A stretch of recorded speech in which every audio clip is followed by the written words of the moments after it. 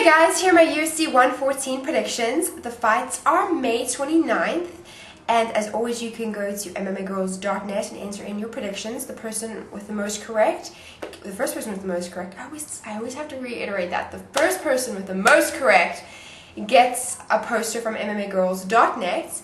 And if you ever need to get a hold of me, I'm on Facebook, Twitter, MySpace, and YouTube. So there's 4 places to get a hold of me.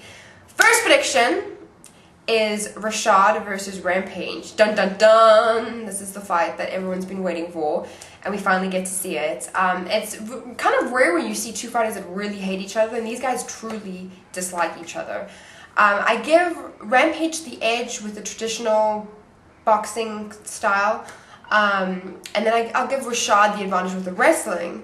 I know a lot of people are worried that Rashad's gonna kind of win by lay and pray. I really don't think he's going to do that. A lot of people are worried about that, but I don't think that's going to happen. I think both fighters, they want to prove to their fans that they are the best, and I don't think that's the way that they want to win. I was going to go with I was going to go with Rampage by decision, but then I remembered the Thiago Silva fight, Rashad and Thiago Silva, and how Thiago almost got Rashad. I believe it was like the 3rd round, almost got like the ref stoppage.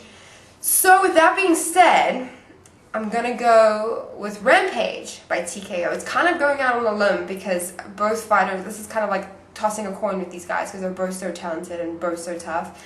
But I'm going to go with Rampage. I don't have my Rampage chains, which I'm so upset about, but I have this. This is like my substitute, like lame Rampage chain. I know, it's nothing. It's basically what it is a handbag top, but this is the only thing that resembles a chain. Because my Rampage chains are back in Florida. And this is mine. Next prediction is Michael Bisping versus Dan Miller, and both guys are coming off decision losses. Bisping to Vanderlei and Miller to Maia. The thing is with Miller's last 2 opponents is that they were better grapplers than himself, so I don't know, even though Michael Bisping has defeated Brazilian Jiu-Jitsu black belts, and I give him the advantage in the stand-up, I really like Miller's chances in this. And I am going out on a limb by saying I think that I'm going to pick Miller by submission. I know, it's crazy, even though Bisping's never been submitted. I'm going to piss off all the UK fans, I'm so sorry. But I don't know, I really like Dan Miller's chance in this. So I'm going to go with Miller by submission. Crazy. Next prediction is Todd Duffy versus Mike Russo. And at UFC 102, Todd had the quickest knockout ever in UFC history, 7 seconds. And he did that in his debut, so it's kind of crazy. He hasn't fought since then. It's been about 9 months. He's had just an injury, and now he's stepping back into the octagon against a very experienced fighter. Most of Mike's wins come from submission, and I think he's going to try and take this to the ground very quickly. Interesting fight. I'm going to go with Todd by TKO because I think he's going to use his athleticism and just kind of push the action and, show us again that he has knockout power. So I'm going to go with Todd by TKO. But I'm actually very excited to see this fight because I'm excited to see Todd back in the octagon and see what he can do. Next prediction is Little Nog versus Jason Brawls. I don't know why I have to say Little Nog, like Little Nogueira. I'm so excited. He's like a little kid, but he's not. He's a big scary man.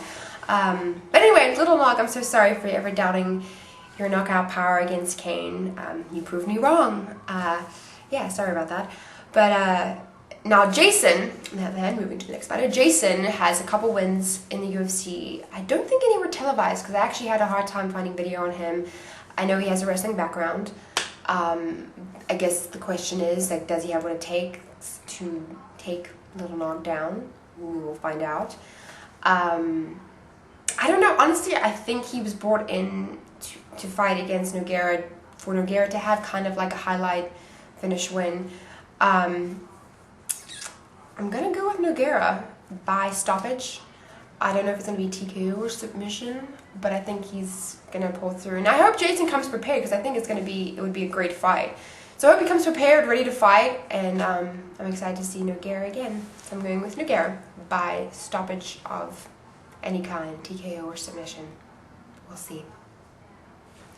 Last prediction, Diego Sanchez versus John Hathaway. Diego at 170, say it ain't so. Diego, he's back at 170, which I guess I'm not really that upset about. I'm actually just happy to see him fight. But the only thing is, now at 170, he has monsters to face. I mean, his only 2 losses at 170 were Koscheck and Fish. And now there's like Thiago Alves, Anthony Johnson. There's huge guys who can stop his takedowns and have knockout power. So if Diego gets through, beats John Hathaway and gets to his next opponent, he's going to have a tough time. There's going to be a lot of people who have just as much cardio as he does. But let's not focus on that. Let's focus on this fight. John is, a pretty game opponent. He's well-rounded, and I can definitely see, I wouldn't be surprised if he beats Diego by decision. However, until someone either named Penn, Koscheck, or Fitch beats Diego, I'm going to have to go with Diego on this one. So I'm going with Diego by decision.